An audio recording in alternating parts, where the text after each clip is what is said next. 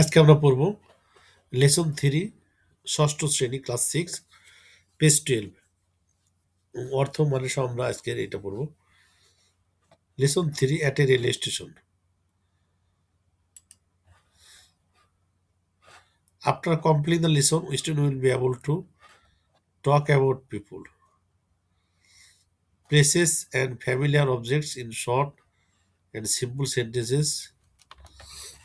Read and understand text. পড়ো এবং টেক্সটুক বুঝো। এখন আমরা যাই রিড দ্য ফলোয়িং প্যাসেজেস। উদ্ধৃত প্যাসেজটুক পড়ো। My friend Sajjad and I were sitting at the railway station. আমার বন্ধু সাজ্জাদ এবং আমি রেল স্টেশনে বসেছিলাম। I came to see him off. আমি এসলাম তাকে বিদায় জানাতে। Sajjad was going to Dhaka to his elder sister's house. Sajjad তার ঢাকা যাচ্ছে তার বোনের বাড়িতে। It was very crowded in the station. স্টেশনে ছিল অনেক ভিড়। There was a long line of people at the ticket counter. Ticket কাউন্টারে লম্বা লাইন ছিল লোকজনের। A woman was standing in the queue. একজন মহিলা লাইনে দাঁড়িয়েছিল।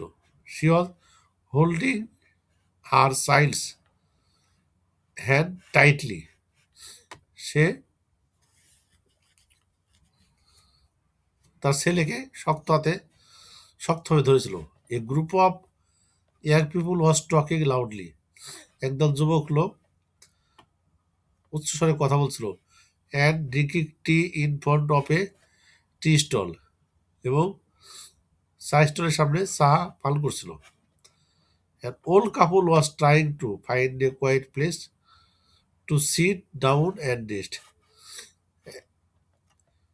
একটি বৃদ্ধ দম্পতি তারা একটি শান্ত জায়গা খুঁজছিল বসার জন্য এবং রেস্ট নেওয়ার জন্য। The waiting room was crowded two.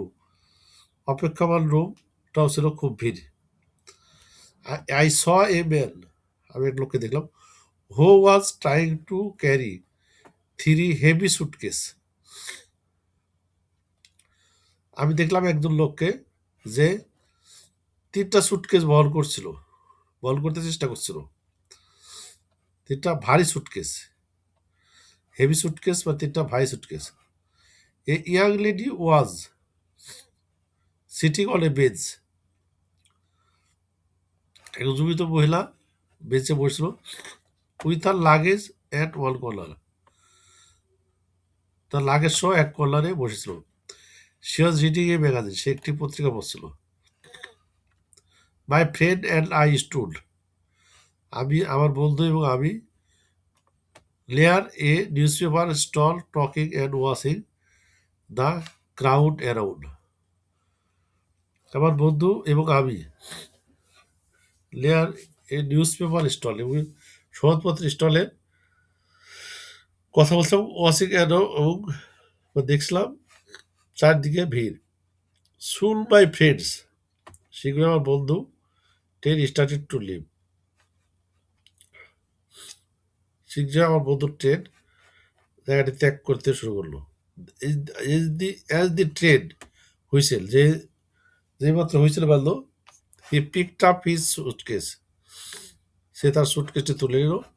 We said goodbye to each other. আমরা একে অপরকে বিদায় জানালাম। এবার talk about what the speaker saw and did at the railway station is your own ওয়ার্ডস।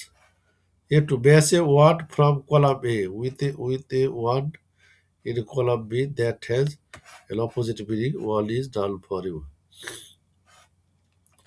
বলছে মিল করো এ কলমের সাথে বি কলাম অপোজিট বিপরীত শব্দ দিয়ে। ওয়ান ইজ ডান একটা করে দেওয়া আছে। লং বলে লম্বা, শর্ট মানে খাটো।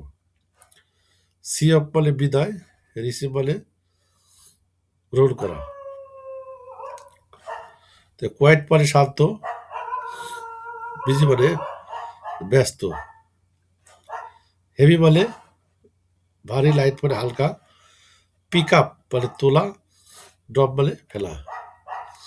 তাহলে আমরা আজকে এই ষষ্ঠ শ্রেণীর 12 পৃষ্ঠা বললাম, আশা করি সবাই বুঝতে পারছি।